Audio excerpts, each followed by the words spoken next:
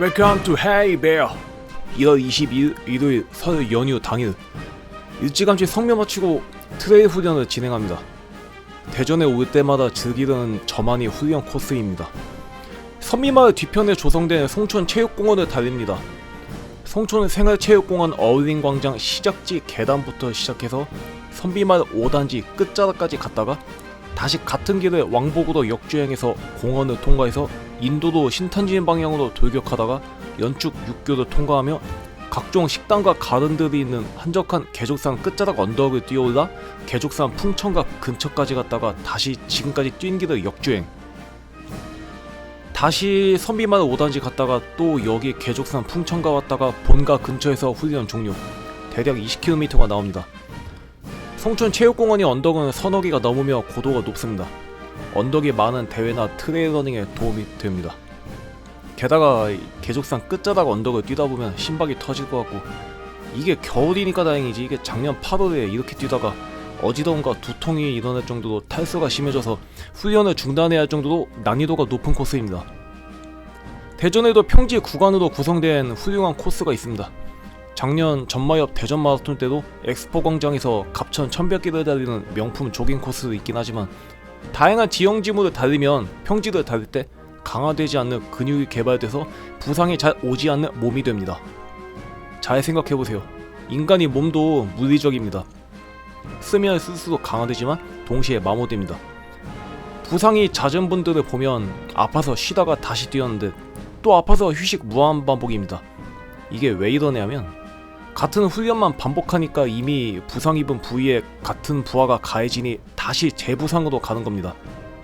이런 다양한 각도의 언덕, 오르막, 내리막과 계단, 흙길, 아스팔트 등등 끊임없이 변하는 지형을 달리는 트레일 러닝을 권하는 이유는 부상이 잘 오지 않는 피지컬을 만들 수 있기 때문입니다.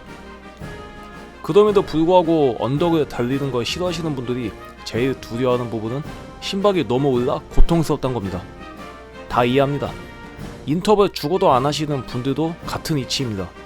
숨 넘어갈 것 같은 고심박의 고통은 사람이 본능적으로 피하게 됩니다. 저도 작년에 첫 트레일 대회에서 언덕에서 너무 오버페이스했다가 DNF하고 이후 모든 트레일 대회를 돈까지 내는데 불참한 적이 있습니다. 그럼 많은 분들이 묻습니다. 언덕은 대체 어떻게 달려야 하나요? 70%의 주력으로 밀어붙이세요. 예를 들어 당신의 10km를 430 페이스로 달리는 주자라면 언덕에서 속도를 확 올려서 후딱 끝내자라든지 그냥 걷자 뭐 이런 생각을 하실 수도 있는데, 페이스를 오빵빵으로 각도가 높은 언덕이라도 밀어붙이세요. 호흡은 찰 겁니다. 하지만 더 빠르게, 아니 더 느리게도 하지 말고 내 평소 주력이 70%로 밀어붙이세요. 언덕에서 힘을 그리 가하면 안 좋지 않느냐 이러실 수 있는데, 오르막 끝에는 내리막과 평지가 있어 회복이 가능합니다. 로드 러너와 트레일 러너 분기점이 이겁니다. 평지를 이 주구장창 페이스 저하 없이 달리는 걸 선호하면 로드만 달리는 러너가 되고, 강하게 언덕을 올라가서 멋진 숲속의 평지와 내리막 내리꽂는 재미를 선호하게 되면 트레일 러너가 되는 겁니다. 말이 나왔으니까 하는 건데, 사람들이 가장 힘들어하는 순간이 어딜까요? 급격한 언덕 한가운데? 아닙니다. 각도가 바뀔 때 닥쳐오는 근전환입니다. 평소 사방방으로 트랙을 달리는 주자랄지라도 트레일 러닝 대회에서 산 하나를 넘어서 평지 구간이 나왔을 때 사방방 페이스가 안 나옵니다. 시계를 봐도 이해가 안 갈 정도로, 왜냐하면 오르막 달릴 때 사용되는 근육이 내리막 바뀌면서 상당히 소모가 심합니다. 우리가 언덕을 뛰어오를 때 심박이 160까지 차올랐는데 정상 평지 구간을 만나서 뛴다 해도 심박이 바로 내려가지 않습니다. 왜냐하면 이 평지를 달리는 근육이 달라져서 해당 부위로 심장에 펌핑을 해서 피를 보내야 하는데, 오르막에 뭉쳐있던 피가 빠져나오는데 시간이 걸리기 때문입니다. 그래서 이 평지나 내리막 구간에 진입해도 한동안 고통스러웠습니다. 그런데 언덕이 많은 대회일수록 근전환에 많은 에너지가 소모됩니다. 작년 제 경험으로 오르막에서 너무 많은 힘을 쏟으면 내리막 평지 구간에서 대회 시작한 지 3km도 지나지 않았는데 다리가 후들거리고 근전환 자체가 불가능할 정도로 심한 근력 손실과 심폐기능 저하를 느꼈습니다. 그래서 주력이 딱 70%, 욕심 부리지 말고 이 선을 지키자는 겁니다. 반대로 내리막에서 지구의 중력을 느끼며 너무 빨리 달리는 행위도 지양해야 합니다. 심폐가 편한 것과는 별개로 코어 근육과 무릎에 강력한 부하를 줍니다. 로드 대회의 경우 아스팔트 내리막을 만났다고 단체로 내리꽂으며 저를 역전하시는 분들, 평지구간 만나자마자 급격한 속도 저하가 오며 저한테 다 역전됩니다. 이것도 근전환과 같은 맥락이거든요. 이런 전환되는 시간을 단축하는 훈련이 근전환 훈련입니다. 첫인 3종 하시는 분들은 잘 아실 겁니다. 근전환을 잘하는 유일한 방법은 근전환이 일어날 상황을 평소 훈련 때 많이 겪는 겁니다.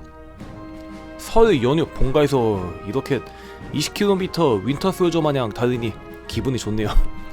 제가 트레일러닝 훈련을 작년에 중단했다가 재개하는 이유는 올해 4월달에 열리는 코리아 50km 대회 22K 종목에 출전하기 때문입니다.